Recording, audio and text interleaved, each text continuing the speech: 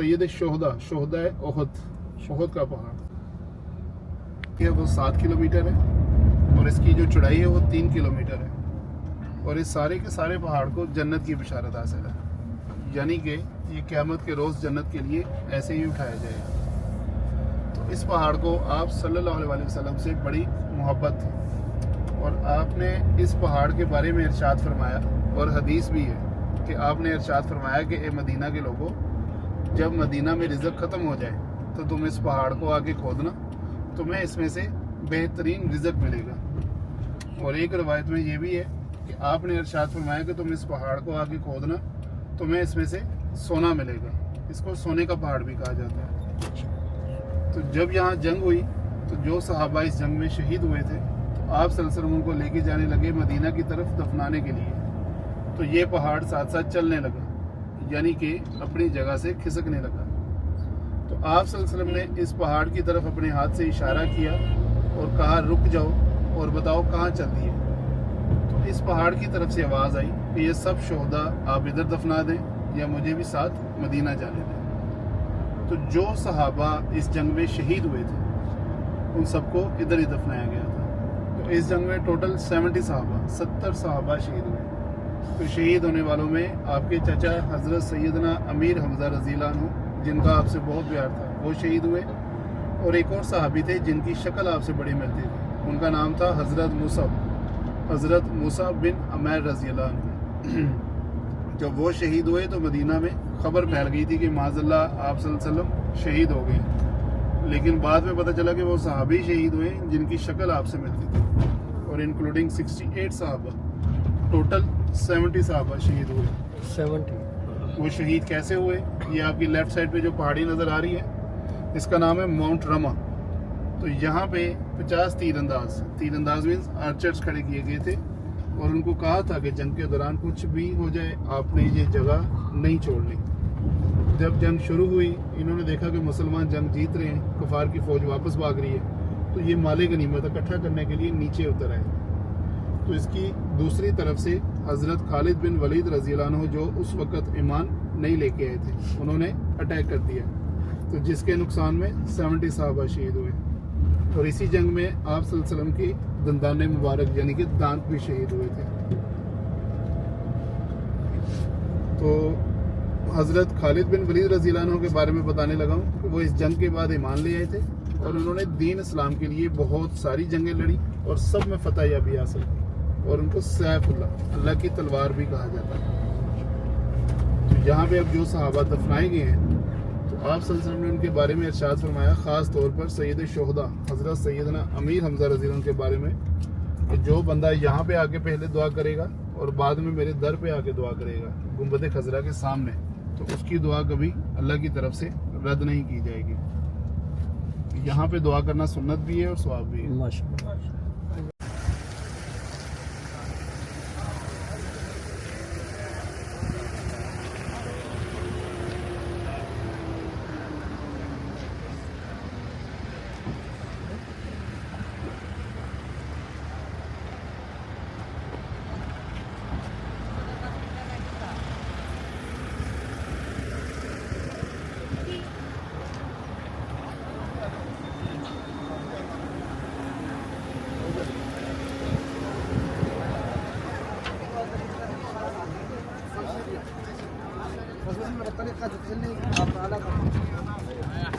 المويه باردة اللي حاب يتصدق هاي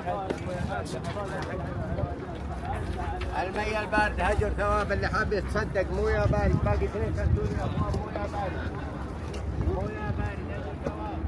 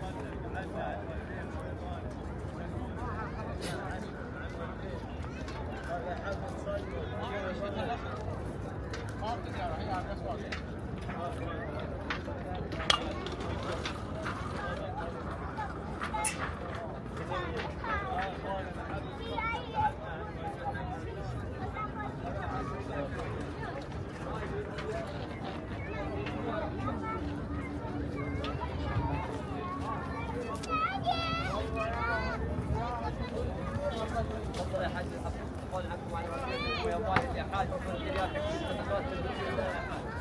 how box يا حاج مويه بارد سو باني 20 ريال هو بوكس في سبيل الله يا حاج مويه بارد باني هاو بوكس 20 ريال يا حاج هاي सब ठंडा पानी तकसीम सदका खुद के लिए वालिदैन के लिए इंशाल्लाह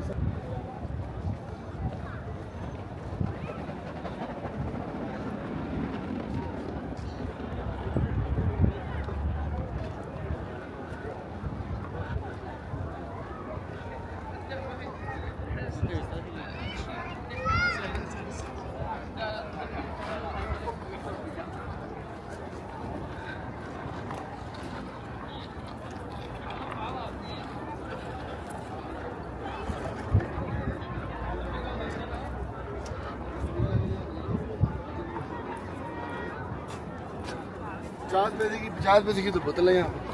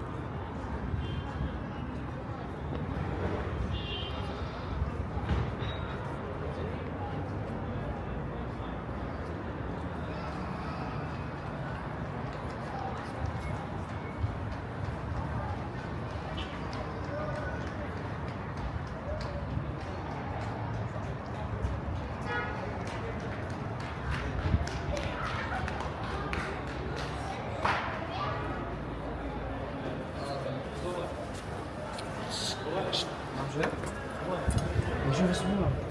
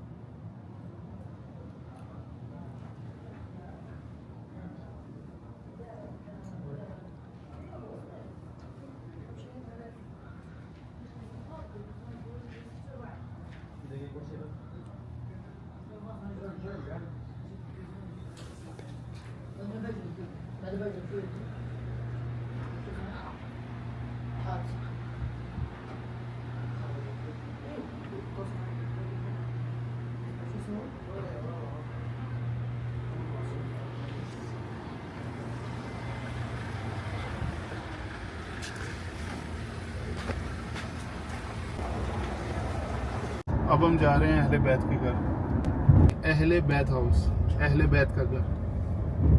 तो ये घर जो हम देखने जा रहे हैं ये 1400 साल से भी ज़्यादा पुराना है। अहले बैत मतलब आप सल्लल्लाहु अलैहि वसल्लम के ख़ानदान में से। तो यहाँ पे रहा कौन करते थे? हज़रत फ़ातिमा बिनते हुसैन रज़ियल्लाहु अन्हु, यानी कि हज़रत इमाम हुसैन रज़ियल्लाहु अन्हु की साहबजादी, उनकी बेटी, जो करबला के मैदान से वापस आए थे हज़रत ज़ैनुल आबिदीन रज़ियल्लाहु अन्हु के साथ। तो उन्होंने इस घर पे आके रहायश की थी। तो ये जो घर है तो ये उसी दौर का प्रिजर्व्ड है। ये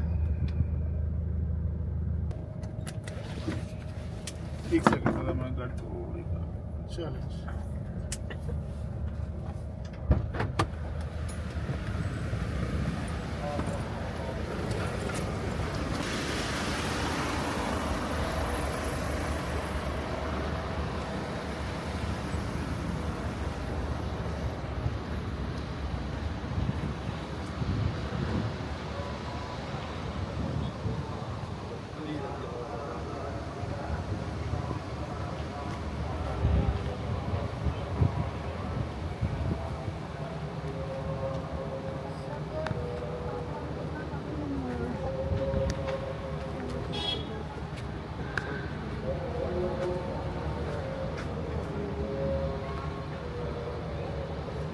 अस्सलाम वालेकुम हाजी।